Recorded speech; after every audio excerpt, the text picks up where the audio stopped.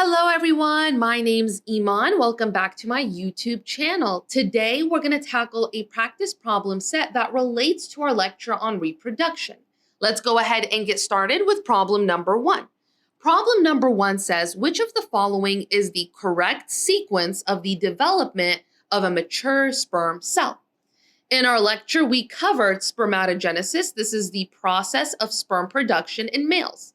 We always begin with a spermatogonium. This is a diploid stem cell, and it divides by mitosis to either replenish the stem cell population or give rise to the next stage. From there, it becomes a primary spermatocyte, which is still diploid, and it's about to enter meiosis 1. After meiosis 1, each primary spermatocyte gives rise to 2 secondary spermatocytes, which are haploid but still have duplicated chromosomes. These secondary spermatocytes then quickly enter meiosis 2, and they produce a total of 4 spermatids. Finally, spermatids undergo a process called spermiogenesis, where they mature into spermatozoa, or mature sperm cells. So putting this all together, the correct developmental sequence matches answer choice B. 1 is B. Let's go ahead and move into problem 2. Problem 2 says, which of the following correctly pairs the stage of development of an egg cell with the relevant point in the life cycle?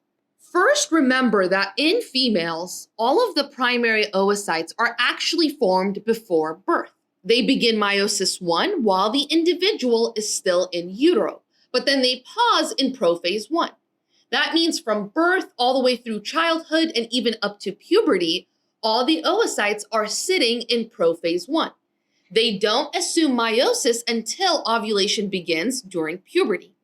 Now, during each menstrual cycle, one oocyte completes meiosis 1 and enters meiosis 2. But here's the key detail. It doesn't complete meiosis 2 unless fertilization happens. Instead, it gets arrested at metaphase 2, and it stays there until a sperm arrives. So at the moment of ovulation, the secondary oocyte is released and it is stuck in metaphase 2. It will only finish meiosis 2 if it's fertilized. Keeping that all in mind, the correct answer here is going to be C. At ovulation, the oocyte is in metaphase 2. Problem 3 says, some studies suggest that in patients who have Alzheimer's disease, there is a defect in the way that the spindle apparatus attaches to the kinetochore fibers. At which stage of mitotic division would one first expect to be able to visualize this problem? Let's go through the phases. In prophase, the chromosomes condense and the mitotic spindle begins to form. This is also the stage when the spindle fibers start attaching to the kinetochores, which are protein structures at the centromeres of the chromosomes. So if there's a problem with that attachment, this is the first time you'd actually be able to observe it, because this is the first time the process is happening. In fact, A is the correct answer, but we're still going to work through the rest of the process. In metaphase, the chromosomes line up at the metaphase plate, but by this point, the spindle should have already attached. If it didn't, you'd see something off, but the problem itself began in prophase. Anaphase is when the sister chromatids separate and move to opposite poles. So if attachment failed earlier, this stage would just reflect the consequences. And telophase is when the chromosomes decondense and the nuclear envelope reforms, so it's already too late to notice the attachment issue. So again, the question is asking when you'd first be able to notice the issue, and the answer to that is going to be prophase. That's when spindle fibers start reaching out to connect to kinetochores, so that's when you see if something isn't working properly. 3 is A. Problem 4 says, a researcher wishes to incorporate a radiolabeled deoxyadenine into the genome of one of the 2 daughter cells that would arise as a result of mitosis. What is the latest stage of cellular development during which the radio-labeled deoxyadenine could be added to achieve this result? The key here is understanding when DNA is actually being synthesized, because that's when nucleotides like deoxyadenine can get added into the DNA strand. DNA replication happens during the S phase, or the synthesis phase of the cell cycle. This is the only time that the cell is copying its DNA in preparation for division. So if the goal is to get that radio-labeled nucleotide into the DNA, it has to be added while replication is happening, so during the S phase. If you wait until G2, the DNA has already been copied. If we wait until M phase, mitosis, then the DNA is just being separated and packaged into daughter cells. No new DNA synthesis is happening here. And G1, that happens before DNA replication even starts. So while the cell is active and growing, it's not yet copying DNA. So the latest possible phase where that radio-labeled deoxyadenine could still be incorporated into DNA is the S phase. The correct answer for 4 is D. Let's move on to problem 5. This says certain ovarian tumors called granulosa cell tumors are known to produce excessive levels of estrogen. A physician who diagnoses a granulosa cell tumor should look for a secondary cancer in which of the following parts of the reproductive tract. Here we want to think about what part of the female reproductive tract is most responsive to estrogen. Estrogen's primary target is the endometrium. This is the inner lining of the uterus. During the menstrual cycle, estrogen stimulates the endometrium to proliferate and thicken so that it's prepared for possible implantation. If there's too much estrogen, then the endometrium may grow excessively, and that can cause an increase in the potential for things like endometrial cancer. The other answer choices, fallopian tubes, cervix, and vagina, these are parts of the reproductive tract, but they are less directly stimulated by estrogen compared to the endometrium. That makes them less likely to show secondary cancer related to estrogen overproduction. So the correct answer for 5 here is going to be C. Problem 6 says, upon ovulation, the oocyte is released into the blank. Now, a lot of students assume it goes straight into the fallopian tube, but that's not quite right. In reality, when ovulation occurs, the oocyte is first released into the abdominal cavity, which is the open space surrounding the reproductive organs. From there, the fimbriae of the fallopian tube sweep the oocyte in and guide it towards the site of fertilization. So even though fertilization usually happens in the fallopian tube, the most accurate answer for where the oocyte is first released is C, the abdominal cavity. Problem 7 says, cancer cells are cells in which mitosis occurs continuously without regard to quality or quantity of the cells produced. For this reason, most chemotherapies attack rapidly dividing cells. At which point or points in the cell cycle would chemotherapy effectively prevent cancer cell division? Statement 1 says the S stage, 2 says prophase, and 3 says metaphase. So cancer cells, they divide rapidly. So chemotherapy targets phases where division is actively happening or being prepared for. So let's break this down. For the S stage, this is when DNA replication occurs. If you block this phase, cells can't duplicate their DNA, so division can't proceed.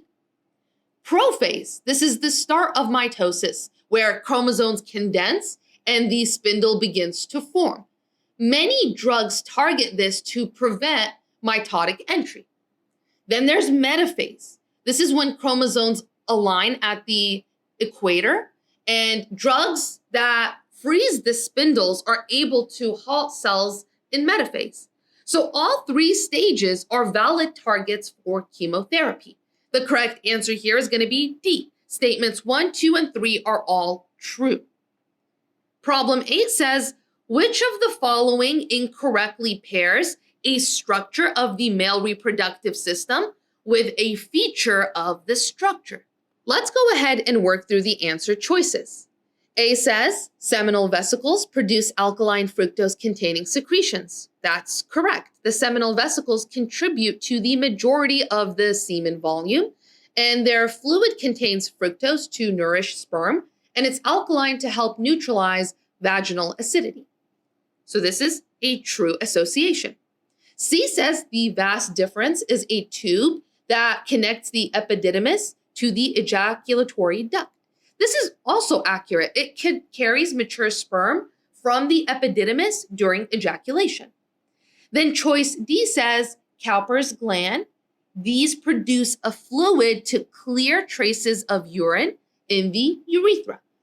This is also true. These produce a pre-ejaculate fluid that clears out acidic urine from the urethra, and also it lubricates the urethra. So this is another correct pairing.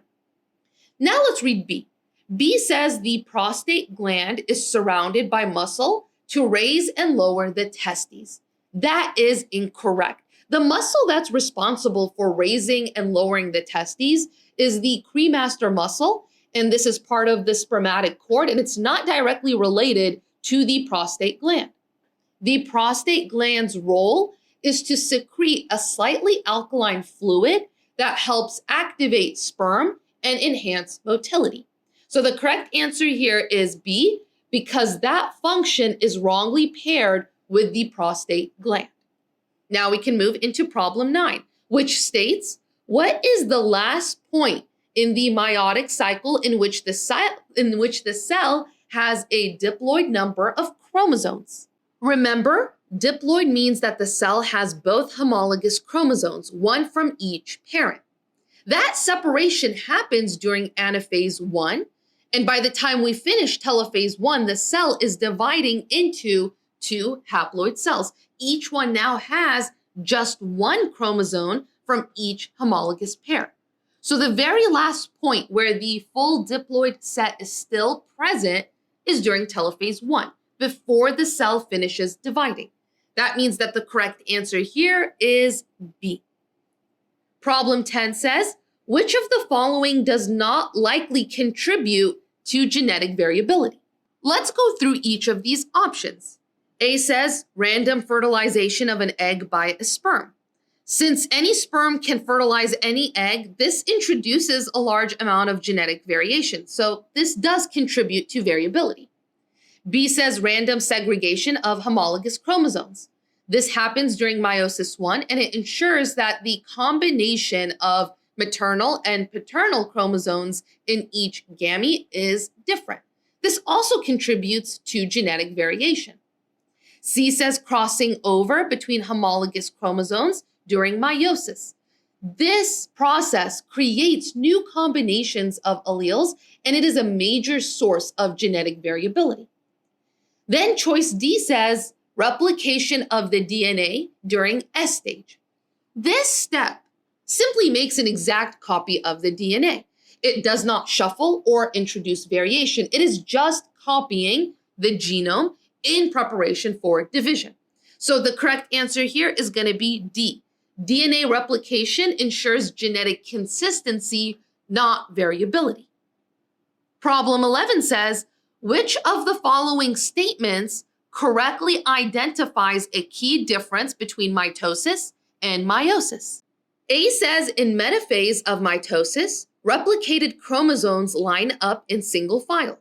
In metaphase 2 of meiosis, replicated chromosomes line up on opposite sides of the metaphase plate. This is incorrect because in metaphase 1 of meiosis, homologous chromosomes line up side by side, while in mitosis, individual replicated chromosomes line up in a single file. So this is incorrect. B says during anaphase of mitosis, homologous chromosomes separate. During anaphase of meiosis 1, sister chromatids separate. This is also incorrect. During anaphase of mitosis, sister chromatids separate. During anaphase 1 of meiosis, homologous chromosomes separate. So this choice gets it backward. So it's incorrect. C says at the end of telophase of mitosis, the daughter cells are identical to each other. At the end of meiosis 1, the daughter cells are identical to the parent cell.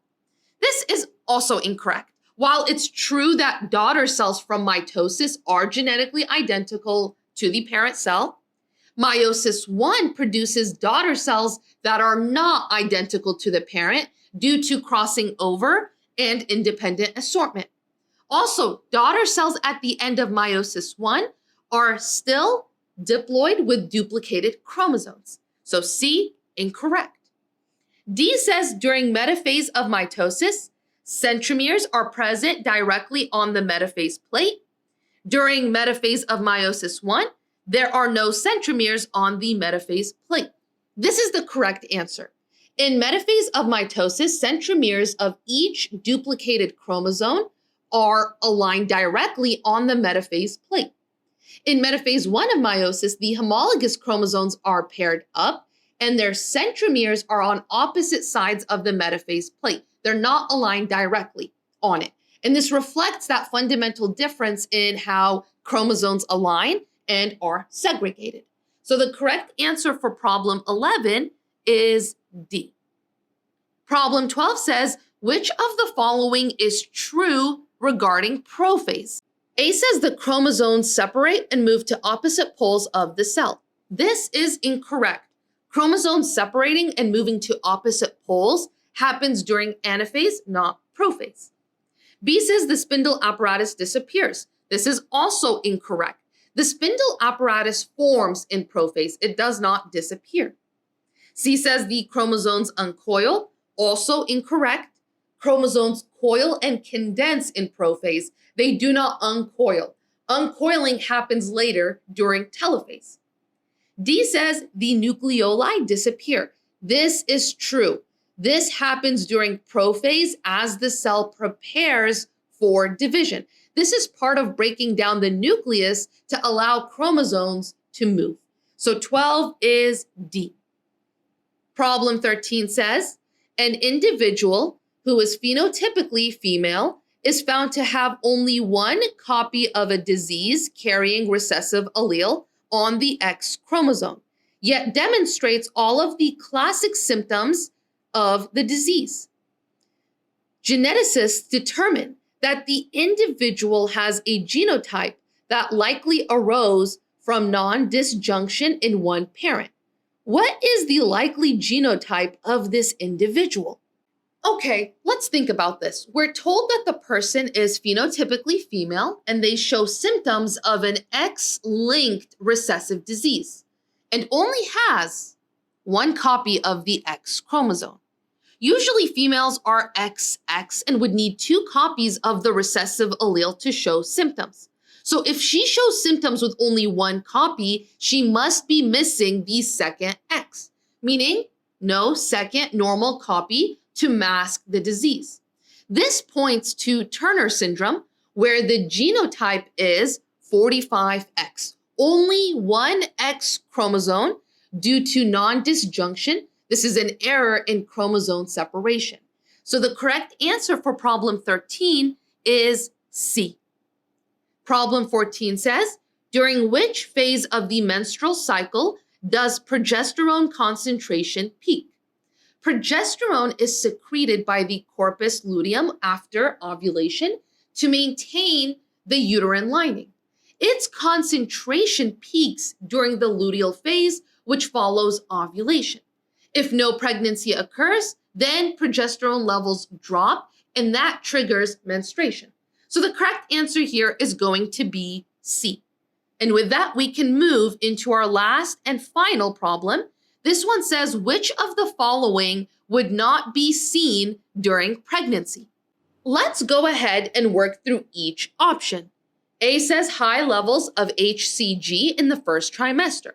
That's true. In early pregnancy, HCG levels rise sharply so that they can maintain the corpus luteum, which is necessary to keep progesterone production going until the placenta takes over. So this one is normal during pregnancy. B says high levels of progesterone throughout the pregnancy. This is also true. Progesterone is crucial for maintaining the uterine lining and preventing contractions, so it remains elevated the entire time. Choice C says low levels of FSH in the first trimester. That's also expected. FSH is the hormone that stimulates follicle development, but once pregnancy begins, you don't want new follicles developing, so it's going to be suppressed. Then choice D says high levels of GnRH throughout the pregnancy. This one is incorrect. This stimulates the release of luteinizing hormone and follicle stimulating hormone from the anterior pituitary, but during pregnancy, both of those are suppressed. So that means GnRH is also suppressed due to negative feedback from high estrogen and progesterone. So the correct answer here is D. This is the hormone that would not be high during pregnancy. And with that, we've completed this practice problem set. I hope it was helpful. Please let me know if you have any questions, comments, concerns down below. Other than that, good luck, happy studying, and have a beautiful, beautiful day, future doctors.